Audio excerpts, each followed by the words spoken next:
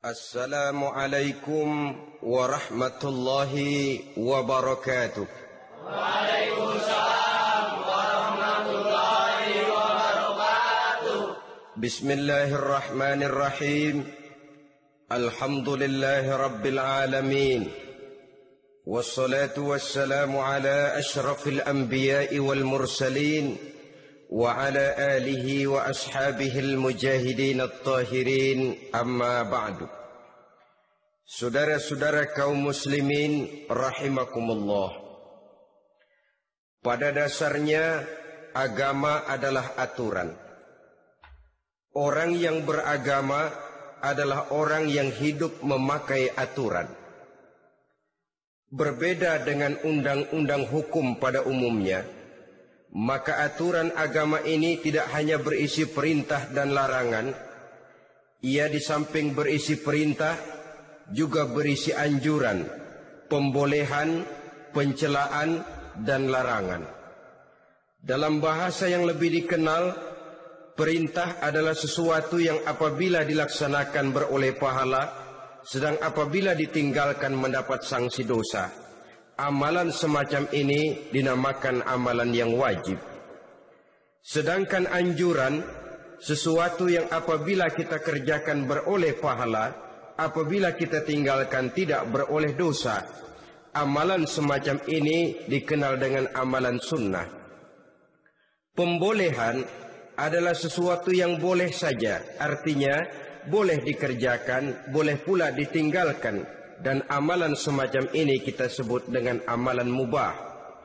Pencelaan adalah sesuatu yang berpahala jika ditinggalkan, tapi tidak berdosa manakala dikerjakan. Dan ini dinamakan perbuatan yang makruh. Sedangkan larangan, sesuatu yang apabila dikerjakan beroleh dosa, apabila ditinggalkan beroleh pahala. Dan amalan semacam ini lazimnya dinamakan amalan atau perbuatan yang haram. Kalau agama merupakan aturan, maka konsekuensinya tentu ia berisi perintah dan larangan. Apabila perintah dilaksanakan, maka Allah Subhanahu wa taala memberikan balasan berupa pahala. Sedangkan apabila larangan yang dikerjakan, Allah pun akan memberikan ganjaran yang bernama dosa. Baik pahala maupun dosa adalah sesuatu yang abstrak. Sesuatu yang tidak nampak, tidak kelihatan oleh pandangan mata yang zahir. Itu sebabnya barangkali di zaman materialistis seperti sekarang ini, orang kurang tergerak mengejar pahala dan malah kadang-kadang terangsang untuk berbuat dosa. Karena pahala dan dosa sesuatu yang tidak kelihatan oleh pandangan mata yang zahir ini. Namun sungguh pun demikian, pahala dan dosa bisa mendatangkan kebahagiaan atau kegelisahan batin. Bersabda Rasulullah sallallahu alaihi wasallam, "Iza sarratka hasanatuka wa sa'atka sayyi'atuka fa anta mu'min." Apabila perbuatanmu yang baik menyebabkan engkau bahagia, apabila perbuatanmu yang baik menyebabkan engkau gembira, dan perbuatanmu yang jahat menyebabkan engkau jadi susah, itulah tanda bahwa di hatimu masih ada iman. Artinya, belum tentu orang yang berbuat baik merasa bahagia dengan kebaikan yang dikerjakannya. Dan tidak selamanya orang yang berbuat jahat sanggup menyesali perbuatan jahatnya. Oleh karenanya, apabila iman masih ada, apabila hati masih hidup, perbuatan yang baik menyebabkan orang gembira, perbuatan yang jahat menyebabkan orang susah dan gelisah hatinya. Ini mengandung pelajaran. Sekali kita berbuat baik, jangan sekali-kali menyesali kebaikan itu. Sebaliknya, satu kali kita melakukan kesalahan, hendaknya selalu menyesalinya.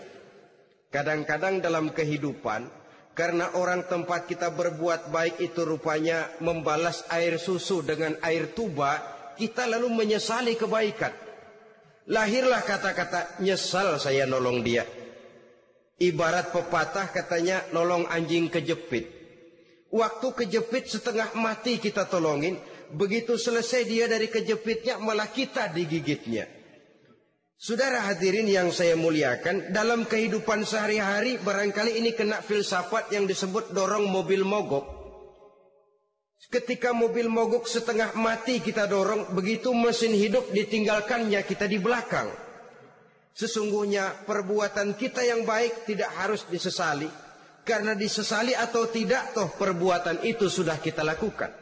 Dan penyesalan atas segala kebaikan hanya akan mengurangi nilai pahala kebaikan itu sendiri. Berbahagialah apabila berbuat baik. Walaupun orang yang kita melakukan kebaikan membalasnya dengan kejahatan. Menyesalah apabila berbuat kesalahan, apabila melakukan dosa. Karena itu pertanda nilai iman yang masih hidup dalam jiwa kita. Saudara-saudara kaum muslimin yang berbahagia. Jadi sungguh pun pahala dan dosa sesuatu yang abstrak. Efeknya jelas, dia mendatangkan kebahagiaan atau membawa kepada kegelisahan batin di dalam kehidupan manusia. Orang di zaman materialis kurang terangsang berbuat pahala dan terdorong melakukan dosa. Kenapa? Karena pahala tidak kelihatan, dosa tidak nampak. Kalau pahala kelihatan, barangkali nggak kuat kita mikul pahala. Kalau dosa benjol, umpama tiap bikin dosa palanya benjol, barangkali sudah nggak karu-karuan kepala kita. Baik pahala, baik dosa, sesuatu yang tidak nampak oleh pandangan mata zahir, tapi yang punya efek dalam kehidupan ini. Orang yang banyak pahalanya dengan orang yang banyak dosanya, kalau dia berjalan barangkali sulit kita membedakan. Tapi efeknya dalam kehidupan ini jelas adanya. Sesuatu yang bernama pahala kita perlukan, karena hidup tidak berhenti hingga di sini. Sesuatu yang bernama dosa harus kita hindarkan, karena ada kelanjutan sesudah hidup yang sekarang ini, kehidupan dari satu pertanggungan jawab. Itu sebabnya Imam Ghazali dalam bahasa yang indah sekali berpesan, "Jaddidis safinah fa innal bahra amiq wa khuziz zad fa innas safara ba'id." Perbarui selalu kapalmu, rawat, jaga baik-baik, dandani kapalmu, fa innal bahra amiq, karena sesungguhnya lautan ini sangat dalam. Satu bahasa yang indah dari tamsil terhadap kehidupan. Perbaiki kapalmu karena lautan ini sangat dalam. Artinya jaga baik-baik hatimu, pelihara iman dan keyakinanmu, karena hidup ini bagaikan gelombang lautan. Tempo-tempo air tenang, tempo-tempo ombak menggila dan menggunung. Jaga iman baik-baik karena hidup penuh dengan cobaan dan ujian. Itu maksudnya. Wa khuziz zad fa inna safara ba'id. Dan bawa bekal yang banyak karena perjalanan hidup ini sangat panjang. Perjalanan ini sangat jauh. Kita kalau pergi keluar kota tentu saja membawa bekal. Makin jauh kota yang akan kita tuju, makin banyak bekal yang harus kita bawa. Alangkah sengsaranya manusia. Apabila dia akan pergi ke satu kota yang jauh, modalnya cuma nekat. Bagaimana nanti di sana sajalah. Tidak membawa bekal sebagaimana yang sewajarnya. Hal yang semacam ini senangnya sih belum tentu, keblangsak dan susahnya sudah kebayang. Itu dalam kehidupan di dunia ini. Bagaimana kalau sudah bicara tentang kehidupan yang akan datang? Karena sesungguhnya hidup ini merupakan satu perjalanan yang sangat panjang. Sejak kita tinggal di alam arwah, pada saat jasad belum lagi diciptakan Allah, ruh sudah diciptakannya lebih dahulu. Sampai kemudian kita pindah ke alam rahim, alam kandungan ibu. Untuk kemudian berpindah kepada kehidupan dunia. Dari dunia ini kita pindah ke alam barzakh. Di sana tinggal kita 100 tahun mungkin, 100.000 tahun mungkin, 1 juta tahun mungkin, menunggu saat datangnya kiamat. Lalu dari alam barzakh pindah kita ke alam akhirat. Satu perjalanan yang sangat panjang. Alangkah malangnya, alangkah sengsaranya jika tahu kita begitu panjangnya perjalanan hidup ini, tidak ada bekal yang kita bawa. Artinya kesengsaraan, kesulitan yang bertali-tali sudah jelas akan menimpa kita. Kalau pergi kita keluar kota membawa bekal uang, membawa bekal makanan, apa bekal yang mesti kita bawa? Apabila kita kembali ke alam barzakh, kembali ke alam kubur, berkumpul di padang mahsyar di akhirat nanti, nasi yang mau kita bawa, uang yang mau kita bawa, tentu tidak lagi. Karena kehidupan materialis selesai di atas liang lahat. Bila masuk kita ke liang lahat, disitulah pahala dan dosa memegang peranan yang sangat penting. Maka pada pertemuan malam ini kita akan bicara tentang pahala dan dosa itu. Saudara-saudara kaum muslimin rahimakumullah, yang dinamakan pahala, kata Imam Ali Al-Jurjani dalam kitab At-Ta'rifatnya, ma yastahiqqu bihi ar-rahmatu wal maghfiratu minallahi ta'ala. Sesuatu yang pelaksananya berhak untuk mendapat rahmah dan ampunan dari Allah. Dengan kata lain, nilai pahala adalah akibat dari perbuatan-perbuatan di dalam melaksanakan perintah dan anjuran yang ada di dalam kehidupan agama. Apabila perintah dan anjuran kita laksanakan, nilai pahala itu lalu datang. Nah, nilai pahala dalam Islam, menurut konsepsi Quran, Allah menjelaskan, man jaa bil hasanati falahu asyru amsalihha. Barang siapa yang datang membawa satu kebajikan, barang siapa yang melaksanakan satu kebaikan, maka dia akan mendapat balasan 10 kali dari kebaikan yang dikerjakannya. 10 kali ini pun masih dilipat gandakan dengan 7. 7 ini pun masih dikalikan 100. Dan itu pun masih ditambah dengan pernyataan wallahu yudha'ifu liman yasha. Allah masih akan melipat gandakan perbuatan baik seseorang yang dikehendakinya. Itulah nikmatnya dalam Islam. Tetapi sebaliknya, wa man jaa bisayyi'ati fala yujza illa mislaha. Barang siapa yang melakukan satu kejahatan, dia tidak akan mendapat balasan kecuali sesuai dengan kejahatan yang dikerjakannya. Alangkah rahman dan rahimnya Allah. Orang yang berbuat baik dibalas 10, dikali 7, dikali 100, masih dilipat gandakan pula. Tapi orang yang berbuat jahat tidak akan mendapat balasan kecuali sesuai dengan kejahatan yang dikerjakannya. Ini kan beda dengan sifat kita manusia. Kita ini kadang-kadang kalau dijitak membalasnya mukul. Tapi kalau orang berbuat baik kepada kita, kita enggan untuk berbuat baik kepada orang tadi. Allah tidak mengajarkan begitu. Satu kebaikan berbalas 10. Satu kejahatan berbalas dengan satu kejahatan. Maha Rahman dan Rahim Allah. Bahkan dalam Islam, niat berbuat baik saja mendapat pahala. Sedangkan niat berbuat jahat belum ditulis merupakan satu dosa sampai kejahatan itu dikerjakan oleh orang yang niat tadi. Umpamanya, saudara niat nanti malam giliran pengajian saya mau hadir di majelis taklim. Pas datang waktu malam hujan turun sangat lebat. Saudara berhalangan datang ke majelis taklim, saudara sudah mendapat pahala niat. Tapi saudara niat, nanti malam kalau turun hujan, saya mau bongkar rumahnya si fulan, saya mau curi seluruh harta bendanya. Ternyata malam saudara tidak mengerjakan perbuatan itu belum ditulis dosa sampai perbuatan itu benar-benar dikerjakan. Tapi lalu jangan macam-macam, kalau begitu niat aja yang baik biar nggak usah dikerjain.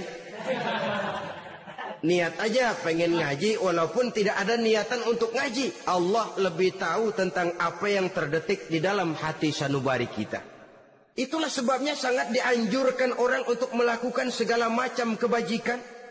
Dan dianjurkan orang menjauhkan segala macam bentuk kejahatan. Karena dia akan berefek melahirkan dosa dan pahala. Dosa dan pahala itulah alat untuk memperoleh kebahagiaan di alam kubur, di padang mahsyar, sampai di akhirat nanti. Di dunia ini mungkin segalanya bisa kita beli dengan yang namanya uang. Keamanan kita bisa menyewa petugas untuk menjaga rumah kita. Kendaraan yang mewah bisa kita beli. Udara yang sejuk bisa kita ciptakan. Siapa banyak uang dia raja. Mungkin itu di dunia. Tapi bisa apa uang kalau kita sudah masuk ke alam kubur? Bisakah munkar nakir kita sogok? Udah karkir jangan nanya nih cepet. Bisakah malaikat azab menyingkir dengan uang semir? Ternyata tidak. Untuk memperoleh kebahagiaan di sana, nilai pahala. Kesengsaraan akan kita dapat kalau kita banyak menumpuk dosa. Oleh karena itu jangan beranggapan, pahala nggak kelihatan, dosa juga nggak kelihatan, biarin saja. Yang tidak kelihatan ini pada waktunya akan memegang peranan yang sangat penting. Tapi tidak cuma untuk menghadapi hidup di situ, kita lalu harus berbuat baik dan meninggalkan yang jahat. Terutama juga di dunia ini. Toh pepatah bilang gajah mati meninggalkan gading, harimau mati meninggalkan belang. Apa yang akan kita tinggalkan setelah kita mati? Kita ingin jasad kita boleh hancur terkubur tanah, tapi nama kita ingin hidup terus, dikenang orang 100, 1000, bahkan 1.000.000 tahun yang akan datang. Ditulis orang dengan tinta emas dalam sejarah, tercatat kita sebagai orang baik-baik. Saudara-saudara kaum muslimin rahimakumullah. Lalu perbuatan apa yang bisa mendatangkan pahala itu? Saudara-saudara, semua perbuatan yang diperintah dan dianjurkan oleh Allah, yang dikerjakan dengan ikhlas hanya untuk mencapai ridho Allah, mendatangkan pahala. Kadang-kadang menurut pendapat kita remeh, tapi nilainya di sisi Allah besar. Itu pahala. Menghitung pahala itu hak prerogatif Allah. Perbuatan yang ringan Allah mau berikan ganjaran yang besar, itu urusan Allah. Misalnya, kata Nabi, la tahkiranna minal ma'rufi syai'an. Jangan kamu menganggap remeh perbuatan baik walaupun kecil. Jangan merasa sulit melakukan perbuatan yang mengandung pahala. Bertemu dengan teman, muka kita cerah, berpahala. Menyingkirkan duri di jalanan, berpahala. Menolong orang yang sesat, memberitahu orang yang bertanya, berpahala. Tidak sulit kalau kita mau. Yang diperintah dan dianjurkan oleh agama, itu perbuatan yang mengandung nilai-nilai pahala. Masalahnya cuma tinggal mau atau tidak, dan dikerjakan dengan ikhlas. Bertemu teman, mukanya cerah, pahala. Menyingkirkan duri di jalanan, pahala. Sedekah, pahala. Tidak berupa perbuatan, bisa berupa ucapan. Misalnya bersolawat, pahala. Bertasbih dan bertahmid, pahala. Kata Nabi, kalimatani khafifatani 'alal lisan, saqilatani fil mizan. Ada 2 kalimat yang enteng di lidah tapi berat di timbangan akhirat nanti. Apa itu? Subhanallah walhamdulillah. Itu kan amalan yang ringan, perbuatan yang mudah saja, tapi nilainya demikian besar dalam pandangan Allah. Jadi pendeknya, perbuatan yang bernilai pahala adalah perintah dan anjuran agama yang dilaksanakan dengan ikhlas semata-mata untuk mencapai ridho Allah, itu mengandung pahala. Niat dasarnya itu harus karena Allah. Landasannya harus karena ikhlas. Bukan cuma sekedar basa-basi, tidak karena ingin dipuji orang, tidak karena mengharap tanda jasa, tapi ikhlas semata-mata. Dari perbuatan yang paling kecil dan mudah sekali sampai kepada amalan-amalan yang besar dan memerlukan biaya yang besar, seperti melaksanakan ibadah haji, seperti jihad fi sabilillah, membangun masjid, membangun pondok-pondok pesantren, membangun pusat-pusat kesehatan, membangun jalan-jalan umum, termasuk menjaga keamanan. Jangan dikira loh, siskamling umpamanya, menjaga keamanan kampung tidak berpahala. Kalau diniatkan ibadah, menjaga ketenangan warga supaya mereka tekun ibadah, ikhlas karena Allah, itu juga bernilai ibadah. Keluar kita dari rumah, pergi pagi, pulang sore, peras keringat, banting tulang cari nafkah, buat menghidupi anak istri kita. Kalau diniatkan ibadah, melaksanakan kewajiban sebagai kepala rumah tangga, membantu orang tua sebagai anak, itu juga perbuatan-perbuatan yang mengandung pahala. Yang terbaik sesuai dengan bidang kehidupan kita. Ada orang yang dinamakan abid, ahli ibadah, pahala yang paling baik bagi dia banyak-banyak tahajud, sembahyang malam, wirid, zikir, tasbih.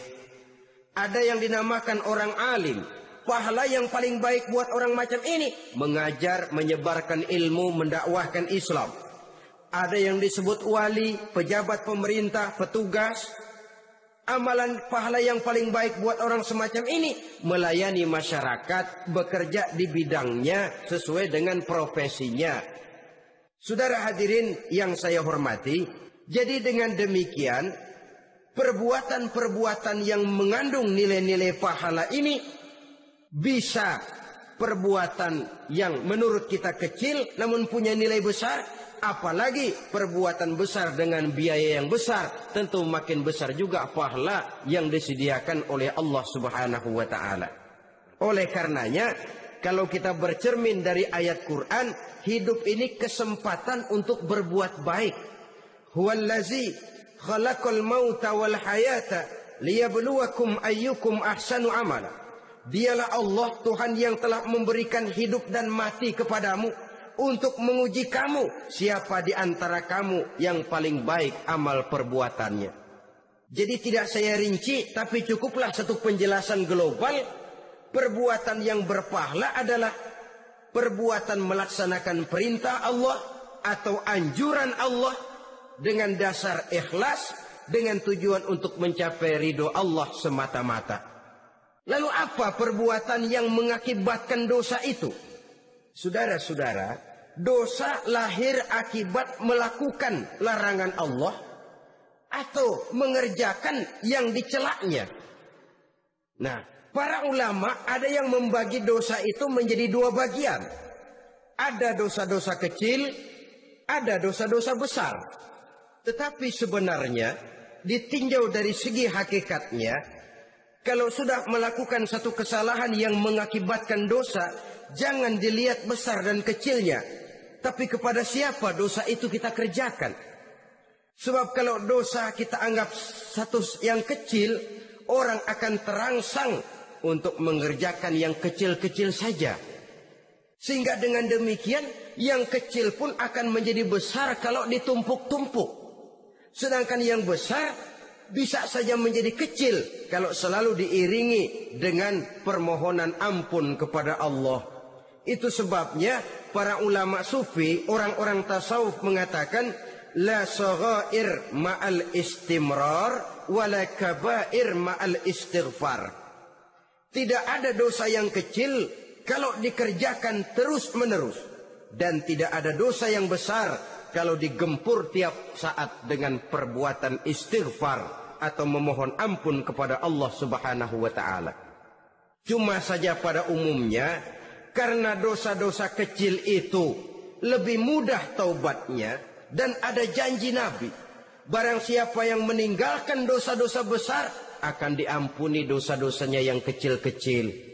Oleh karena itu, pada kesempatan ini kita akan juga bicarakan apa saja yang termasuk klasifikasi dosa-dosa besar, dengan harapan kita bisa menjaga diri, menyelamatkan diri, jangan sampai terjatuh ke dalam dosa-dosa yang besar tadi. Tetapi bukan berarti kita harus terangsang melakukan dosa-dosa yang kecil. Ah, biarin kecil ini, tobatnya gampang. Ah, dosa kelas teri. Ah, dosa itu kan tidak kelihatan. Lalu terangsang melakukan perbuatan dosa-dosa. Walaupun kecil, kalau berlarut terus-menerus, dia akan tumbuh menjadi dosa yang besar. Oleh karenanya, jangan sampai mengundang pengertian. Kalau kita membicarakan dosa-dosa yang besar, lalu terangsang melakukan dosa-dosa yang kecil. Karena bagaimanapun juga, dosa kecil dan dosa besar sama dalam arti kepada Allah kita melakukan kesalahan. Dan dosa yang kecil pun kalau bertumpuk, dia akan menjadi banyak. Saudara-saudara kaum muslimin rahimakumullah. Ada beberapa jenis dosa-dosa besar. Jenis yang pertama, asyirku billah. Syirik atau menyekutukan Allah. Dari sekian deretan dosa-dosa besar, syirik ini merupakan bapak moyangnya dosa. Dedengkotnya dosa, itu syirik, menyekutukan Allah. Bahkan dosa yang lain Allah masih mau mengampuni. Tapi kalau sudah syirik, menyekutukan Allah, itu sudah satu dosa yang tidak berampun sama sekali. Oleh karena itu tepat pesan Imam Ghazali tadi. Jadi di safinah fa innal bahra amik. Jaga iman, pelihara akidah, dandani kapal. Karena hidup ini gelombang lautan sangat dalam, hidup banyak cobaan. Di dalam hidup di zaman sekarang ini, saudara bisa perhatikan. Di mana tensi ekonomi tinggi, lapangan kerja sulit, persaingan hidup makin tajam, sifat egois dan individualis tumbuh di mana-mana, rasa solidaritas sosial menurun, sifat gotong royong musnah, orang mudah potong kompas, potong jalan, ingin cepat kaya, ingin cepat naik pangkat, ingin dapat kedudukan. Kadang-kadang akidah pun terjual, akidah pun musnah. Jatuh ke jurang syirik pun tidak jadi soal. Itu yang kita khawatirkan. Kalau dosa-dosa yang lain Allah masih mau mengampuni. Tapi kalau sudah jatuh kepada syirik, Allah sama sekali tidak akan memberikan ampun. Dalam kaitan dengan ini barangkali tepat sinyalemen Imam Ali itu. Andai kata kemiskinan merupakan satu kepribadian, saya akan membunuhnya lebih dahulu. Artinya memang kemiskinan ini sering mendorong orang kepada jurang kemusyrikan. Tidak tahan menghadapi godaan perut akibat tensi ekonomi yang tinggi, lapangan kerja yang sulit. Iman pun jadilah ditukar dengan 3 liter beras. Akidah pun jadilah dibarter dengan 3 bungkus supermi, dengan pakaian bekas, dengan obat-obatan. Tidak jadi soal baginya mengejar kebahagiaan yang relatif singkat dengan mengorbankan kebahagiaan yang abadi. Persis ibarat pepatah, nyari jarum kampak hilang. Mencari sesuatu yang kecil, yang besar jadi sia-sia. Membela perut, mengorbankan akidah. Na'udzubillah summa na'udzubillah. Saudara-saudara kaum muslimin rahimakumullah. Ini fakta. Ini kenyataan. Dan hal semacam ini tidak bisa diatasi cuma dengan ceramah, simposium, diskusi, seminar. Apalagi Nabi berpesan, solahu ummati bil ilmi wal mal. Umatku hanya bisa menjadi baik akidahnya dengan ilmu dan harta. Itu bahasa Nabi. Kalau bahasa kita sekarang, dengan ekonomi dan pendidikan. Ilmu, pendidikan, ekonomi, harta. Tanpa itu sangat besar kemungkinan kita bisa menjual akidah terjerumus di lembah kemusyrikan. Maka terutama kepada saudara-saudara saya, muslimin yang terpencil jauh dari kota-kota besar, yang kadang dalam kehidupan seharinya imannya sering digoda oleh supermi, akidahnya sering ditantang oleh pembagian beras, pakaian-pakaian bekas, obat-obatan dan sebagainya. Jaga dan bentengi akidah kita. Lebih baik nyawa berpisah dari badan asal iman jangan berpisah dari hati. Kepada adik-adik saya para remaja, para pemuda di kota-kota besar yang iman dan akidahnya sering ditantang dengan minuman-minuman keras, fasilitas-fasilitas yang menghanyutkan, yang secara terarah dan praktis sedikit demi sedikit menggiring kita untuk keluar dari nilai-nilai akidah. Hati-hati, jaga baik-baik, sebab intan paling mahal, mutiara paling berharga, tidak lain nilai iman ini. Tergelincir kita daripadanya, jatuh ke lembah kemusyrikan, jatuh ke satu dosa yang teramat besar, yang Allah tidak akan pernah memberikan ampun lagi. Ini dosa besar yang pertama. Yang kedua, qatlun nafsi illa bil haq, membunuh orang tanpa alasan yang benar. Di zaman kesulitan ekonomi kadang-kadang orang mudah nekat. Tengok saja, kadang-kadang karena pasal uang 100-200 perak saja nyawa bisa melayang. Kadang-kadang karena urusan yang remeh, salah omong, salah ambil, salah ucap, salah pegang, nyawa bisa jadi melayang. Alangkah murahnya nyawa, seakan-akan kita yang punya. Padahal nyawa itu hak milik Allah. Tidak pantas kita merampasnya, tidak pantas kita menghilangkannya dari jasad seseorang. Oleh karenanya, membunuh orang merupakan satu dosa yang sangat besar. Jangankan kepada orang yang seakidah, orang yang lain akidah saja pun, kalau dia hidup berdamai, rukun, berdampingan, kita harus melindungi. Apatah lagi teman seakidah sendiri. Saudara-saudara kaum muslimin rahimakumullah, pantas kalau Nabi menyatakan, apabila dua orang Islam sudah saling berkelahi, berbunuh-bunuhan, al-qatil wal maqtul finnar, yang membunuh dan yang dibunuh dua-duanya sama-sama masuk neraka. Sahabat heran, ya Rasul, kalau yang membunuh masuk neraka sih wajar, tapi yang terbunuh kok neraka juga, kenapa? Kata Rasul, sebenarnya dia juga cuma sudah niat untuk membunuh, cuma keduluan saja. Andai kata dia tidak terbunuh, tentu dia yang akan membunuh. Saudara-saudara kaum muslimin rahimakumullah, Islam sesuai dengan namanya adalah agama damai. Kita tidak boleh mencari-cari musuh, walaupun tidak boleh lari kalau bertemu musuh. Oleh karenanya, pantang seorang muslim menimbulkan benih keonaran menjadi biang kerok buat lingkungannya. Sesuai dengan namanya, seorang muslim adalah seorang yang dalam hidup senantiasa berusaha menebarkan salam, menebarkan kedamaian, ketenangan dan ketentraman. Dengan prinsip musuh jangan dicari, bertemu pun jangan lari.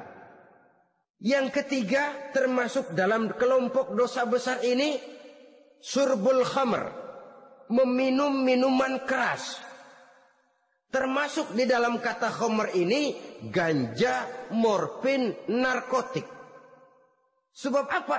Jenis minuman semacam itu tidak hanya merusak keadaan sekarang, tapi sekaligus merusak kehidupan yang akan datang. Kalau itu jatuh di tangan generasi muda, artinya kan merusak kehidupan masa depan daripada suatu bangsa. Karena apa? Remaja dan pemuda merupakan bentuk miniatur daripada kehidupan bangsa. Akan bagaimana warna umat Islam di Indonesia, bahkan akan bagaimana warna Indonesia 30, 40, 50 tahun yang akan datang, remaja sekarang jawabannya. Kalau remaja kita sekarang ini kerjanya cuma bisa nyekek botol, insya Allah bangsa Indonesia 30-40 tahun yang akan datang akan tumbuh menjadi bangsa teler. Tidak banyak yang bisa kita harapkan. Remaja adalah gambaran masa depan dari satu bangsa, dari satu umat. Dan remaja itu di dalam dirinya secara fitrah terkumpul semua bakat, terdapat semua kemungkinan. Kita ini lahir membawa sifat pemimpin, tapi juga membawa sifat pengacau. Kita ini ada bakat jadi orang jujur, ada bakat jadi pengkhianat. Kita ini ada bakat menjadi orang baik-baik, kita juga punya bakat jadi biang kerok. Kita kemungkinan bisa jadi pemimpin bangsa, tapi juga bisa menjadi pemimpin bangsat. Nanti lingkungan dan pendidikan akan menumbuhkan, membentuk mana yang tumbuh lebih subur. Kalau lingkungan dan pendidikannya lebih banyak bercerita tentang kejujuran, maka nilai kejujuran yang akan tumbuh lebih banyak dalam jiwanya. Dan insya Allah diharapkan dia akan menjadi manusia yang jujur di kelak kemudian hari nanti. Dan masalah minuman keras ini sebenarnya berkait. Kita tidak bisa cuma menyalahkan remaja saja, menyalahkan pemuda saja. Karena bagaimanapun masalahnya kompleks.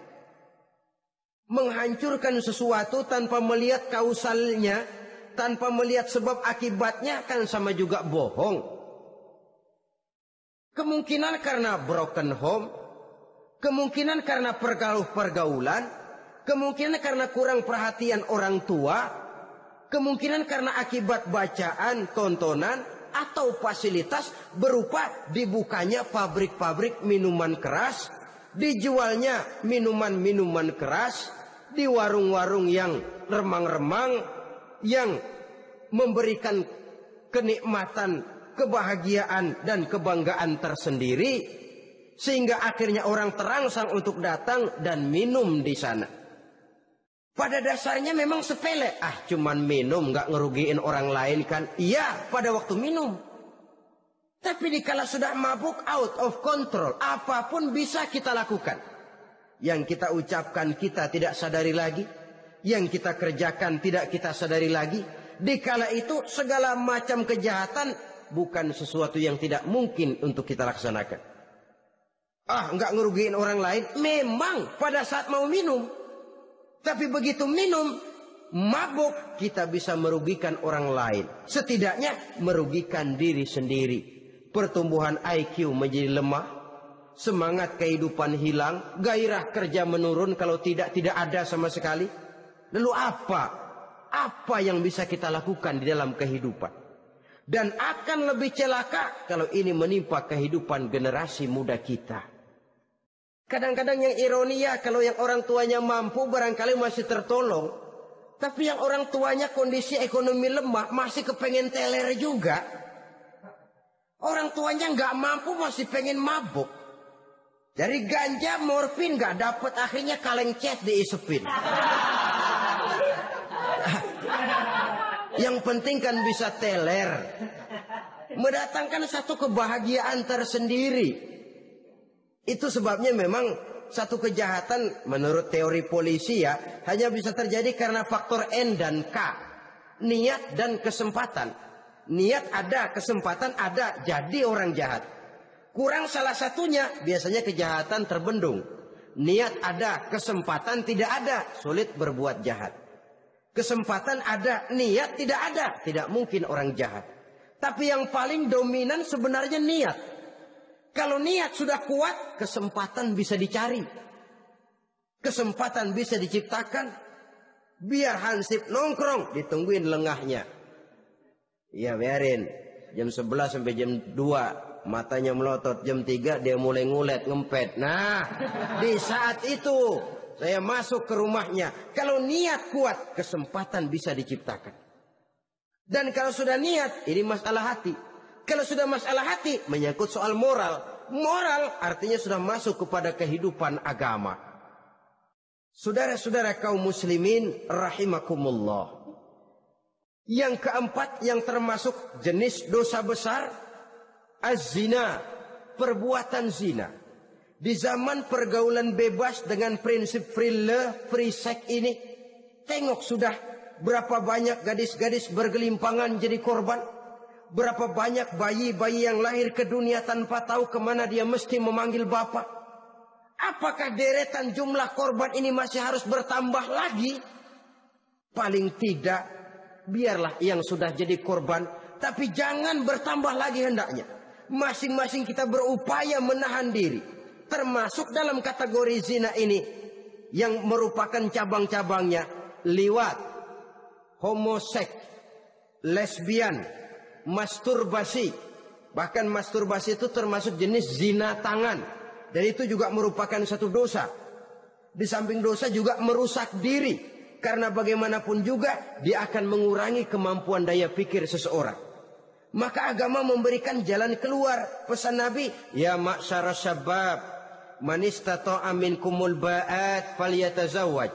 Hai para pemuda, kata Nabi, barang siapa di antara kamu yang sudah bisa ba'at, yang sudah mampu ba'at. Ba'at itu artinya memberikan nafkah, baik nafkah zahir maupun nafkah batin. Falyatazawwaj, maka hendaklah dia kawin. Jadi yang maksud ba'at ini ya nafkah zahir, ya nafkah batin. Kita kadang-kadang cuma bisa ngasih nafkah batin saja sudah merasa pokoknya kan saya sanggup untuk kawin, lalu kawin tanpa kehilangan, dengan kehilangan pertimbangan. Saudara-saudara, wa illam yastati, adapun kalau dia belum mampu, fa alaihi bisyam, hendaknya dia banyak puasa. Fa innahu lahu wija, karena puasa itu akan merupakan benteng jangan sampai orang memperturutkan hawa nafsunya. Andai kata puasa belum hobi, banyaklah olahraga para pemuda, para remaja. Karena dengan olahraga, pemikiran untuk memperturutkan hawa nafsu agak sedikit terkendali dan energi tersalurkan dalam bentuk yang positif. Pendeknya kreatif, banyak kegiatan. Ini pesan Imam Syafi'i tepat itu. Kata beliau, inni ra'aitu wuqufal ma'i yufsiduh, insala toba wa illam yajri lam yatib. Aku melihat air kalau diam rusak, tapi kalau dia mengalir jernih. Air kalau ngendap, nggak ngalir, nyamuk nyarang di situ, bisa jadi sumber penyakit. Manusia hidup begitu. Kalau nggak punya kegiatan, nggak kreatif, kerjanya cuma ndelohom, ayam-ayam, akhirnya jadi ngerusak. Ngomongin orang, si ano ngapa, ano. Kebangetan nggak ngapa-ngapain, orang aja dipontenin. Orang diomongin, lahirlah namimah, lahirlah ghibah. Saudara-saudara, air itu kalau ngendap ada aja yang nyarang. Tapi kalau dia ngalir, orang ada kesibukan, insya Allah dia tidak akan jatuh kepada sesuatu yang bisa mengundang dosa. Isilah waktu dengan hal-hal yang bermanfaat. Karena hidup ini singkat dan tidak berjalan mundur ke belakang. Mundur hancur, berhenti diinjak orang. Sekali melangkah, jangan surut mundur ke belakang. Homoseks, terlepas dari penyakit kejiwaan. Sekarang ini kan sudah ada persatuan kaum gay katanya. Meminta perlakuan yang sama dan agar dibolehkan kawin sesama mereka. Secara manusiawi boleh, secara manusiawi kita hargai mereka. Tapi dari kacamata agama ini jelas merupakan penyimpangan. Dan penyimpangan merupakan suatu dosa. Terlepas dari pertimbangan manusiawi. Jangan karena terlalu memperturutkan suara manusiawi lalu kita mengesampingkan agama. Termasuk lesbian, wadon karo wadon. Kalau homo itu kan lanang karo lanang katanya. Saudara-saudara kaum muslimin rahimakumullah, ini bukan penyakit baru. Liwat, homoseks sudah dikenal dari zamannya Nabi Lut. Laki dengan laki. Lesbian dari zaman istrinya Nabi Lut. Terlepas dari penyakit kejiwaan, dari segi agama, ini merupakan penyimpangan dan merupakan dosa yang besar. Yang kelima, yang termasuk jajaran dosa kelas kakap, qazful mu'minina wal mu'minat. Menuduh orang mukmin yang baik-baik, laki atau perempuan, melakukan perbuatan zina. Sehingga hancur namanya di masyarakat. Ini merupakan satu perbuatan dosa yang sangat besar dan sangat dimurkai oleh Allah. Saudara-saudara kaum muslimin rahimakumullah. Oleh sebab itu ditentang masalah ini, kalau memang tidak ada saksi, jangan sembarang kita enteng lidah. Menuduh orang lain berbuat zina, menuduh orang lain berbuat serong, dosanya kelewat besar di dalam kehidupan. Karena apa? Mencari harga diri itu berat. Memelihara kehormatan diri jauh lebih berat. Satu kali orang dihancurkan namanya di masyarakat, dia akan terisolir jadinya. Oleh karenanya, berlindung kita kepada Allah, jangan sampailah dihinggapi oleh sifat ini. Karena sentimen kita kepada seseorang, karena hasad kita kepada seseorang, tidak senang melihat orang lain lebih maju, lalu lidah ini seenaknya saja mengucapkan kata. Padahal sanksi dan resikonya sangat besar. Yang kita tuduh barangkali mendapat pahala dari Allah. Kita sendiri yang menuduh tanpa saksi, tanpa alasan yang benar, mendapat dosa yang sangat besar. Saudara-saudara, memang kadang-kadang aneh dalam hidup ini. Seorang pelacur biasanya bisa menjaga mulutnya di masyarakat, kata-katanya baik, sopan. Kenapa? Karena mulut yang satu sudah tidak terjaga.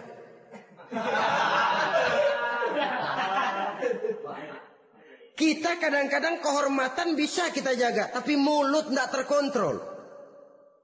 Ngomong saenake dhewe, bikin orang mangkel, kesal, fitnah sana, fitnah sini, menghancurkan nama baik orang, ngomongin yang macam-macam. Bagai-bagai macamlah caranya.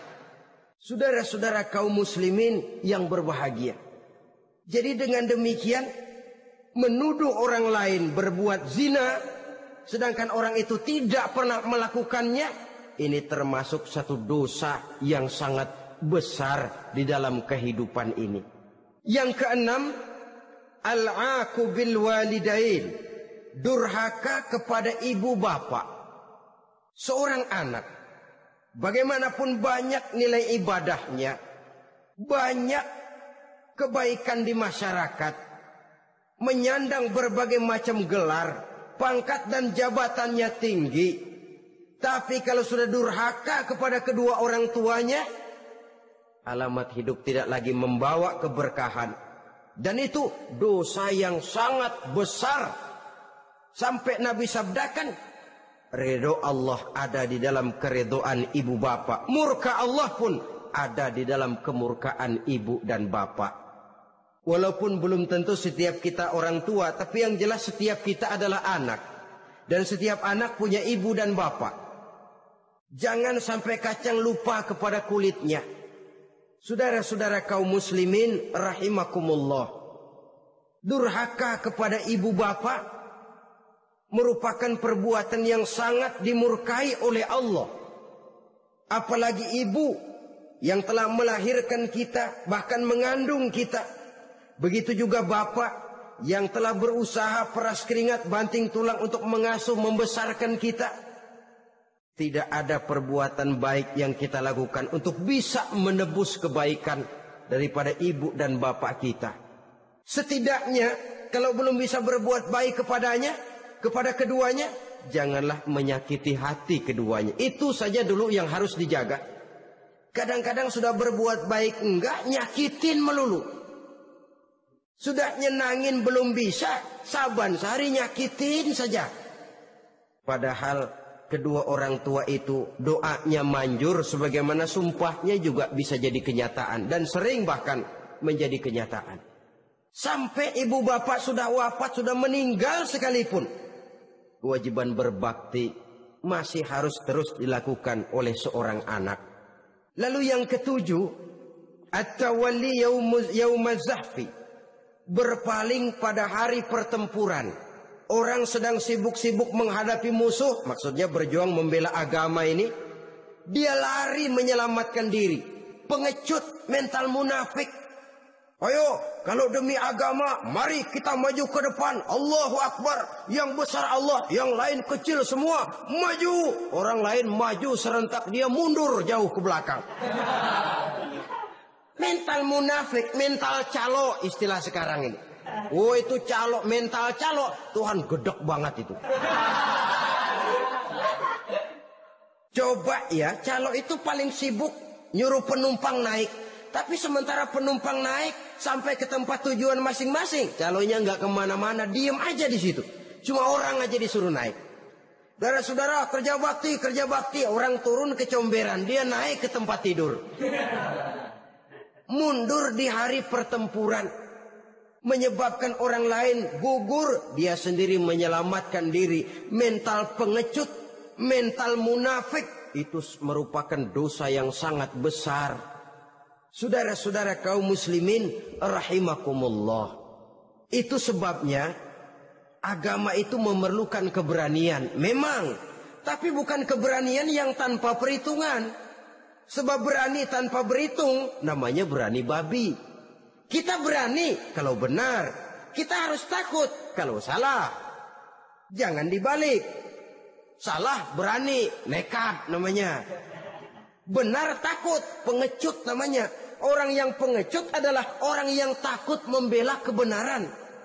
Orang yang nekat sesungguhnya udah salah nggak malu lagi. Udah salah nekat lagi. Merasa rugi berbuat kebaikan, puas kalau berbuat kejahatan. Padahal Nabi pesan, siapa yang berbuat dosa sambil tertawa, nanti dia akan masuk neraka sambil menangis. Karena itu dipesan pula di dunia ini, sering-seringlah mencuci mukamu dengan air mata taubat. Cuci lidahmu dengan zikir kepada Allah. Bersihkan hatimu dengan air ikhlas. Saudara-saudara kaum muslimin rahimakumullah. Kan ada toh orang berbuat baik nggak gembira. Tapi berbuat jahat malah puas.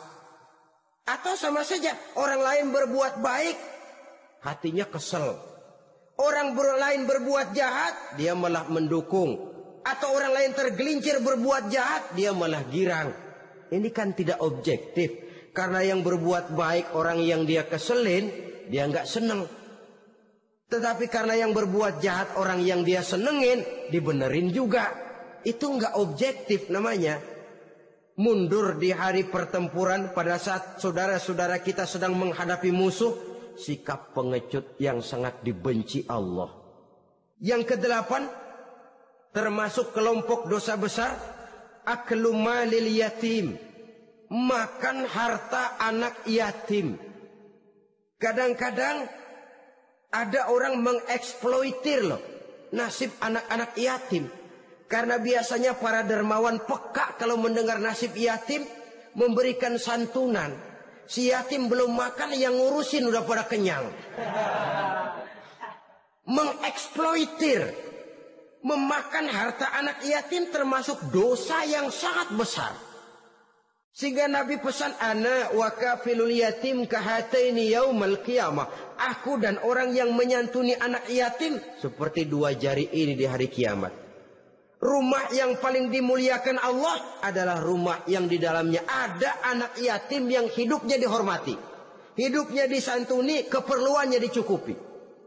Maaf saja, tahap kita menyantuni anak yatim ini baru tahap setahun sekali. Kalau Muharram kita agungkanlah, kita besarkan. Lebaran yatim katanya. Kita kumpulkan dana, kita usap kepala yatim, kita kumpulkan beras. Kita bagikan hari itu. Perkara bulan depan kelaparan, kita tutup kuping. Perkara bulan berikutnya dia kelaparan, kita masa bodoh. Bahwa di bulan Muharram kita santuni yatim piatu itu sudah baik.